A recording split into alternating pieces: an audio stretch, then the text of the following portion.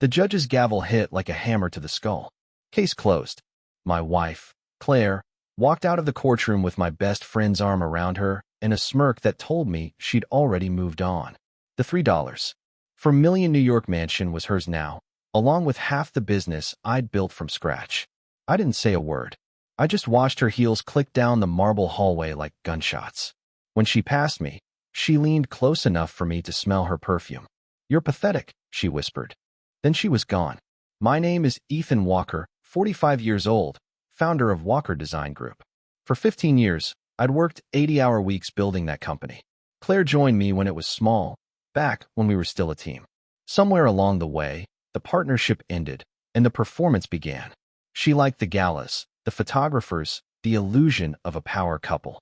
I liked building things that lasted. Turns out, we weren't building the same life. The affair didn't surprise me.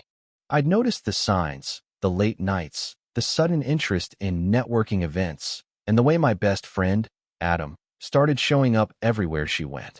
The betrayal wasn't new information. It was just official now, stamped by a judge's ruling and a split bank account. That night, I drove home to an empty apartment overlooking the East River. I poured a drink I couldn't taste and stared at the skyline until the city lights blurred. My phone buzzed just past midnight. Unknown international number. I almost ignored it, but something made me answer.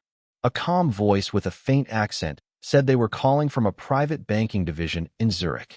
"Mr. Walker," the man said, "we've been trying to locate you for over 15 years.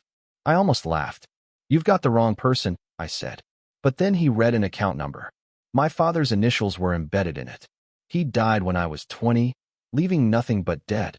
Or so I thought. "The balance," the banker continued, "currently stands at $47 million. For a long moment, I couldn't speak. The room went silent except for the faint hum of the city outside. 47 million. But before I could ask how that was possible, the banker said something that turned the night from strange to unreal. "Mr. Walker, before we can release the funds, you need to understand where they came from."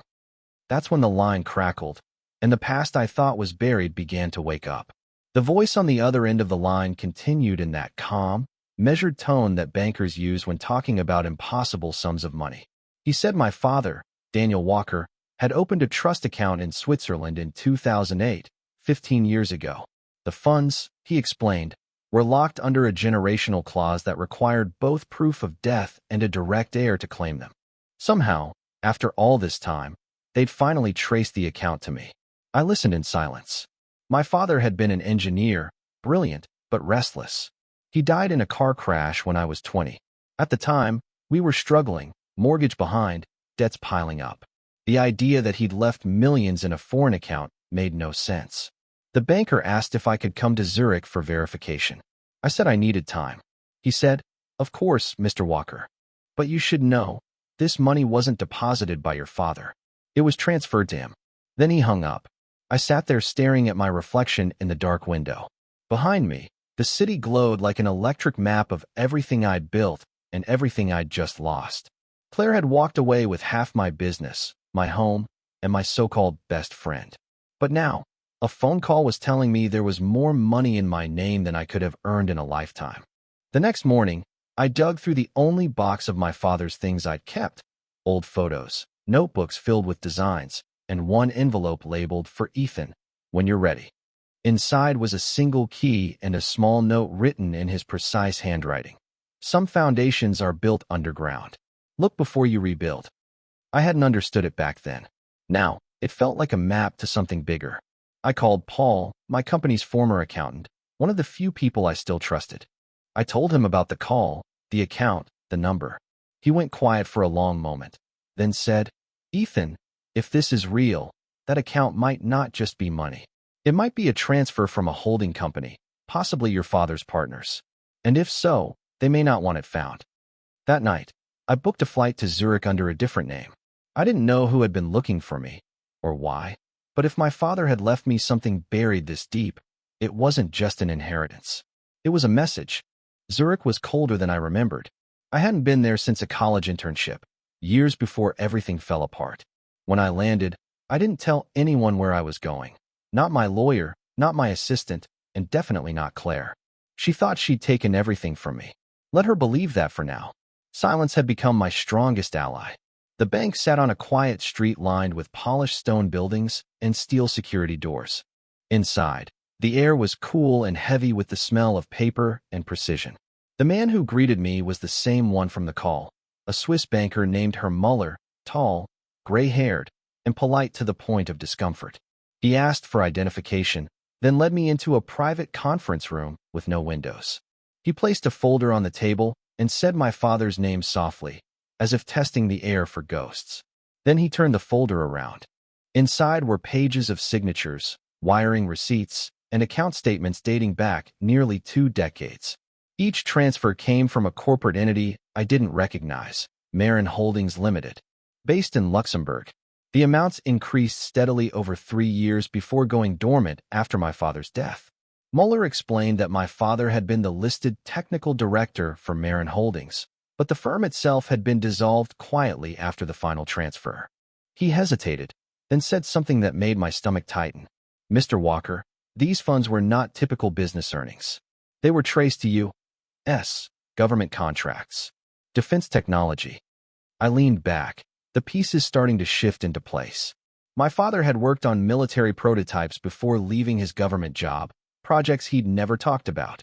I'd always assumed his departure was voluntary. Maybe it wasn't. Muller said the account had been under observation for years. Multiple attempts to access it had been blocked, including one from an American IP address 6 months earlier. Someone knew it existed, he said, but they didn't have the authorization. When he left me alone with the documents, I stared at the number again, $47 million. It didn't feel like inheritance. It felt like leverage. And if someone had been trying to find me for 15 years, then they weren't after money. They were after whatever my father had hidden behind it. I realized then, I hadn't come to claim my fortune. I'd walked straight into the center of a story my father had started and never finished. I spent the night in a small hotel overlooking the Limmat River, the city lights reflecting like broken glass on the water. I didn't sleep. Every time I closed my eyes, I saw my father's handwriting, that note he left me. Some foundations are built underground. I started to wonder if he'd meant it literally. By morning, I'd gone through every page Muller had given me. The documents listed dozens of transfers from Marin Holdings to smaller shell companies, all dissolved around the same time. But one detail caught my attention. Each transfer contained a memo line, a single word repeated over and over: Argonne. That name meant nothing to me at first.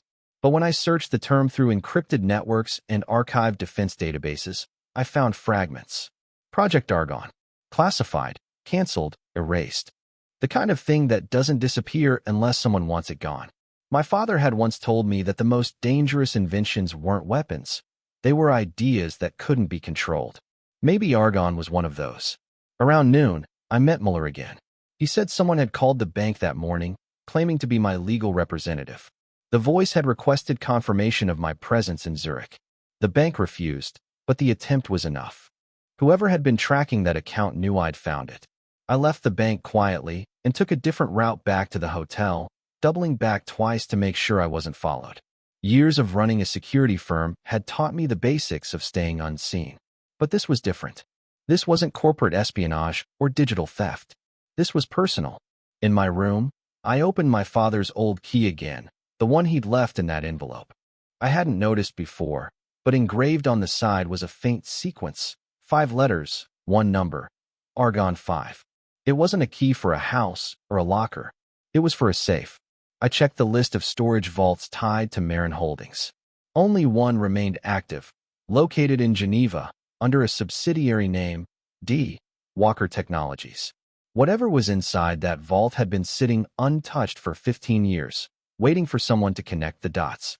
And now that I knew one thing for certain. Whatever my father had left there wasn't meant to make me rich. It was meant to finish what he'd started. The drive from Zurich to Geneva took just over 3 hours, but it felt longer. Every turn of the highway carried the same dull hum of anxiety under the surface. I kept checking my mirrors, scanning for the same silver sedan that seemed to appear and vanish in traffic. Maybe paranoia was setting in, but after learning that someone had tried to trace me through the bank, I didn't believe in coincidence anymore. The vault was located beneath a discreet commercial building near the Rhone River. One of those old-world facilities where the doors looked like they could survive a war. The clerk behind the desk didn't ask questions. He took the key, scanned it, and led me down 2 flights of reinforced stairs. The hallway smelled of cold metal and oil. Vault 47. That was the number engraved on the door. For a second, I just stood there, remembering the banker's words from the call, 47 million. My father had never done anything by accident. When I unlocked the door, it opened with a low mechanical hiss. Inside, there wasn't gold, or cash, or documents tied with red tape. Just a single briefcase sitting on a metal shelf. I placed it on the table and opened it slowly. Inside were 3 things: a small hard drive, an old photograph of my father standing beside 2 men in military uniforms, and a sealed envelope with my name on it. The photo was dated 1998, taken on what looked like an airfield. The 2 men beside him had their faces partly blurred by glare, but one of them looked familiar in a way I couldn't explain. Something about the posture, the shoulders. I tucked it back inside. The letter was short, written in his sharp, deliberate handwriting.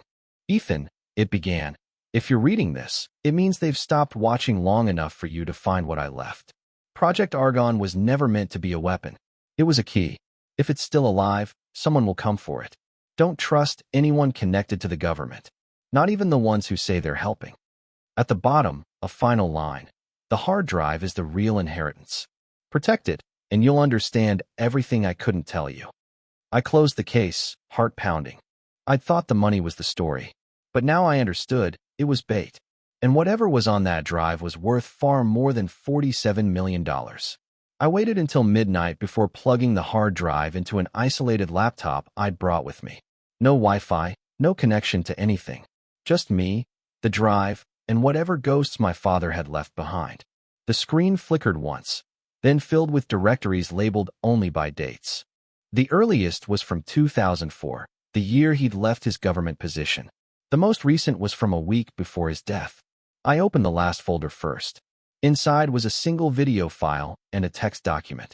The text file was a log, coordinates, encryption strings, and short entries written in his clipped, scientific style. Each line referenced something called Argon Sequence Alpha. The coordinates pointed to locations across Eastern Europe, abandoned facilities, storage depots, air bases. I didn't recognize them, but one thing stood out. Every site had been decommissioned within 6 months of each other. Systematic. Erased. I played the video.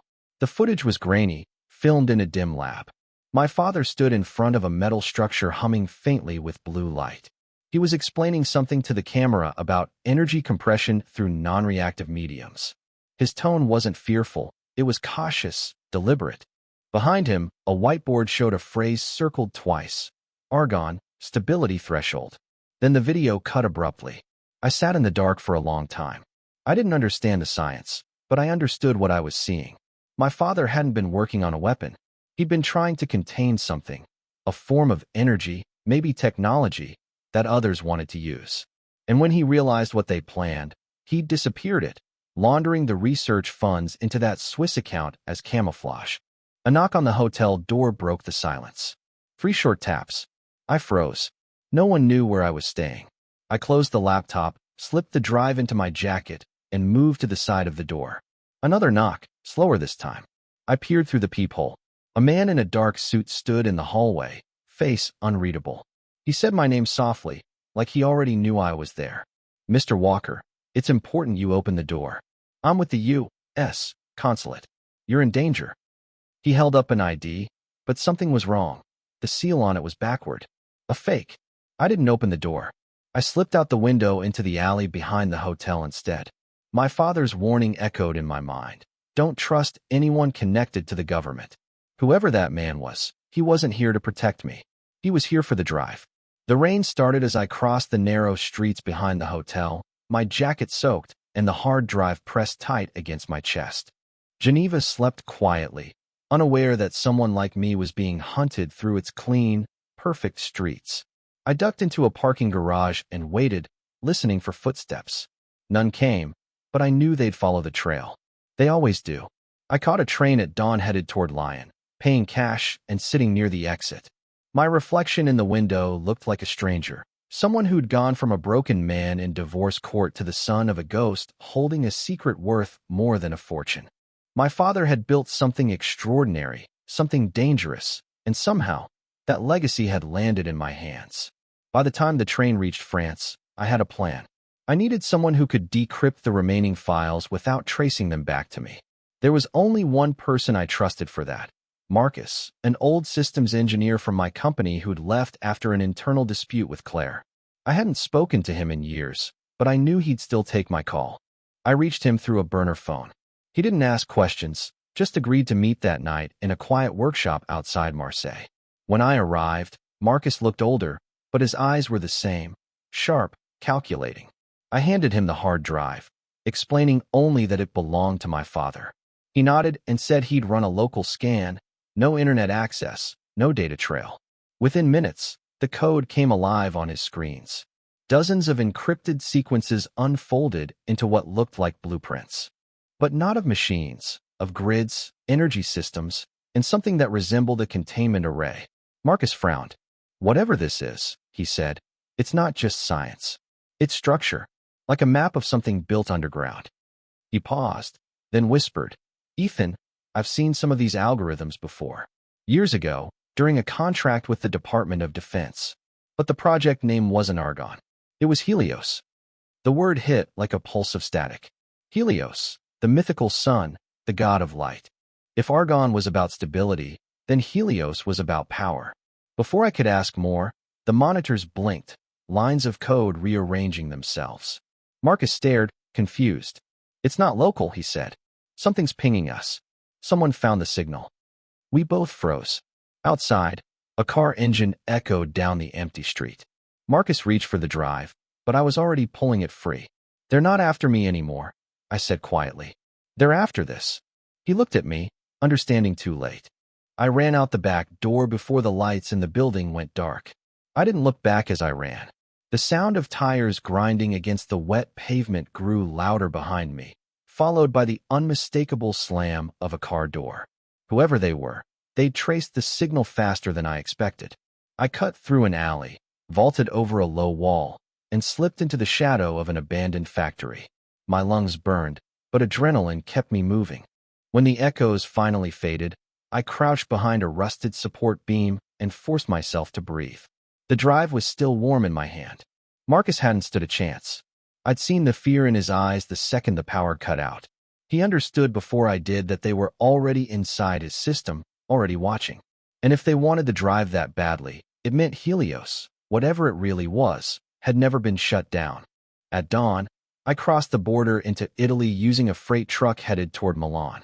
Every checkpoint felt like a test. I kept my head down, papers ready, nothing in my eyes to give away the storm underneath. In the mirror above the driver's seat, I saw my reflection, tired, dirty, but focused. My father's words repeated in my head like static. "Don't trust anyone connected to the government." I rented a small room near Lake Como under a false name. For the first time in days, I allowed myself to rest. The hard drive lay on the table beside me, silent and unassuming. But I knew it wasn't just data. It was a key to something buried, something powerful enough that entire agencies had erased its existence. That night, I opened the photograph again, the one from the vault, showing my father with two men. I scanned the image under a UV light, searching for anything hidden. And there it was, a faint handwritten note along the edge of the photo. It read, "Argon 5, beneath Helios Station." It wasn't metaphorical. It was a location. The coordinates in my father's file pointed to a decommissioned military research facility in northern Poland. The next morning, I booked a one-way flight under a new alias. I left the hard drive sealed inside a hollowed-out camera lens in my bag, the only place I trusted it to stay unnoticed. Whatever was waiting under that facility, I knew it wasn't just a piece of my father's past. It was the reason he'd died, and the reason someone had been trying to find me for 15 years. The flight to Warsaw was uneventful, but every sound, every cough, every footstep felt amplified, like the world had turned into a warning system. I rented a car and drove north through the Polish countryside until the landscape turned quiet and empty. The GPS showed nothing but blank fields and narrow roads. That's how I knew I was close. The coordinates led to an overgrown stretch of forest where an old chain-link fence sagged against the weight of time. A faded sign in Polish warned of hazardous materials and restricted access. I parked the car a mile away and went the rest of the way on foot. What I found wasn't a ruin. It was a fortress buried in silence. The Helios station was still standing, partially concealed by overgrowth, concrete walls stained with age but intact. My flashlight beam caught a half-collapsed entryway leading underground. The air smelled of metal and rot. Inside, the tunnels stretched deep beneath the surface, walls lined with corroded pipes and flickering emergency lights that shouldn't have been working after all these years. Someone had been here recently. Footprints. A cigarette butt. The faint hum of machinery still alive. Deeper inside, I reached a sealed chamber. On the door, etched in the same careful handwriting as my father's note, was a word I'd seen before: argon. The handle resisted at first, but then gave way with a low groan. The room beyond wasn't large, but it felt impossibly heavy, like it was built to contain more than space. In the center stood a glass cylinder the size of a man, filled with faint blue light that pulsed like a heartbeat. Connected to it were rows of dormant consoles, each stamped with the same insignia, Marin Holdings. My father's company. The light inside the cylinder brightened when I stepped closer. The hum rose in pitch, almost responding to me. On one of the control panels, a message blinked in English. Identity verified, D. Walker protocol active. I froze. Somehow, the system still recognized me, not as Ethan, but as his blood. Then another message appeared beneath it, one that turned my stomach cold. Transfer sequence initiated.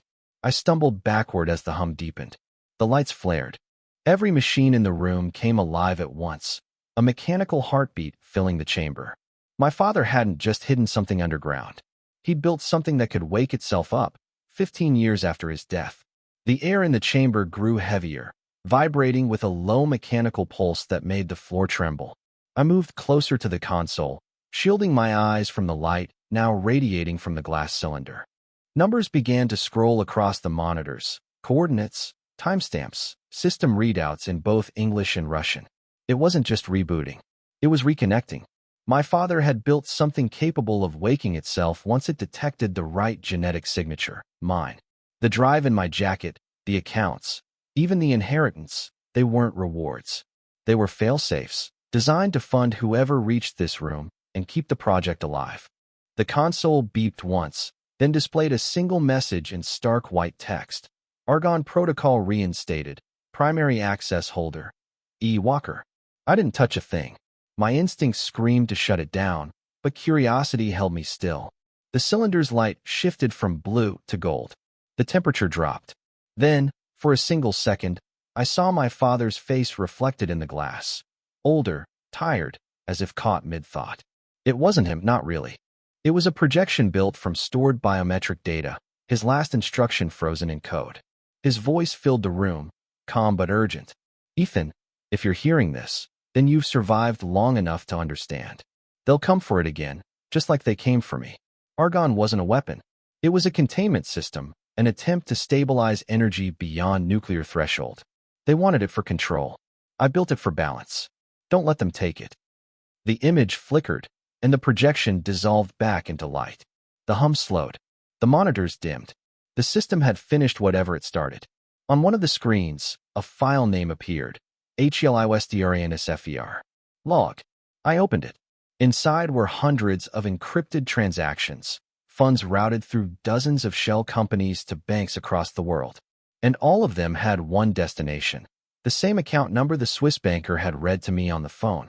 $47 million. Perfectly hidden for 15 years. It wasn't a fortune. It was fuel. Money meant to keep Argon dormant, to prevent the wrong people from reactivating it. Until I walked in. I stood there in the quiet aftermath, listening to the hum fade back into the earth. My father had built a cage and buried it under concrete and silence. Now I was the one holding the key. When I finally stepped outside, the dawn had broken over the forest. The sun cut through the mist, gold and cold.